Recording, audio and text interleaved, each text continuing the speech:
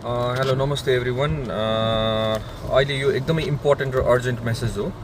please सकेसम्म धेरैजनालाई पुर्याइदिनु हुन म सबैजना अनुरोध गर्छु हैन अहिले हाम्रो नेपालमा अहिले तपाईको यो एकदम हेभी रेनफल भएर तपाईको धेरैजना हाम्रो चाहिँ स्ट्रान्डेडहरु मान्छेहरु चाहिँ तपाईको धेरैजना चाहिँ रोकिएको छन् बाटोमा अड्केको छन् हैन यसमा कति एम्बुलेन्सहरु छ होला यसमा कतिजना अब अड्केको होला त्यहाँ खाना छैन होला त्यहाँ धेरै कुराहरु छैन होला हैन कतिजनालाई तपाईको रेस्क्यु गरेर दुई तीनवटा ठाउँमा पनि ल्याउनु भएको छ म हजुरहरु सम्पूर्ण नागरिकलाई चाहिँ मलाई हजुरहरुको सहयोग चाहिएको छ हैन त्यही भएर अहिले चाहिँ तपाईको अवस्था के छ भन्दा सिन्स हाम्रो सरकार तपाईको अब जनताको सरकार भएर कतिवटा तपाईको वडा नगरपालिकामा तपाईको मेयरहरुले अलिक कोअपरेसन नगरेको हामीले भेटायौं हैन धेरै ठाउँमा तपाईको जुन चाहिँ ठाउँमा चाहिँ हाम्रो निषेध अब त्यो धेरै बाटोहरु रोकेको छ नि त किनभने पहिरोहरु गएको र अनि त्यहाँ धेरैजना मान्छेहरु चाहिँ अड्केको छन् त्यसमा एम्बुलेन्सेसहरु छ होला कतिजना क्रिटिकल कन्डिसनमा पनि होला हैन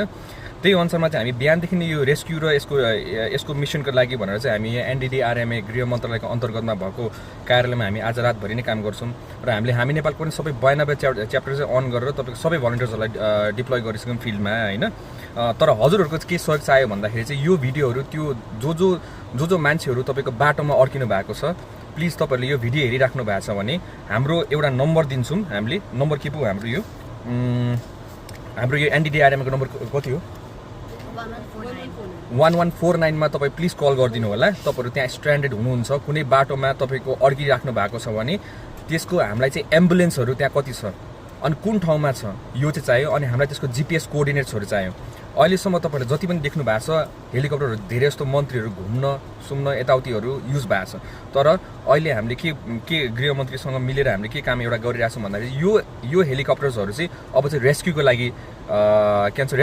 रेस्क्युको लागि युज हुन्छ र हाम्रो फर्स्ट प्रायोरिटी भनेको चाहिँ तपाईको के हुन्छ भन्दा यो एम्बुलेन्समा अड्केको मान्छेहरुलाई सही सलामत हस्पिटल पुर्याउने र साथै त्यसको नजिकको एरियाहरु तपाईको कुनै ल्यान्डहरु छ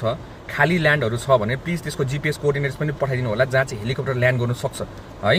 अनि यो ठाउँहरुमा तपाईको धेरै जस्तो देखिम हामीले चाहिँ मुनिङ पोखरामा तपाईको 725 वटा तपाईको गाडी अड्किरहेछ हैन उहाँहरुसँग यो भिडियो पुग्यो भने प्लिज त्यहाँ कुनै एम्बुलेन्सहरु अड्केछ भने कसैलाई एकदमै गाह्रो परिरहेछ भने हामीलाई यो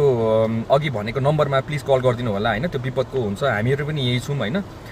मुङलिन टु काठमाडौँ तपाईको 965 नम्बरको तपाईको गाडीहरु त्यहाँ अड्केको छ हैन अनि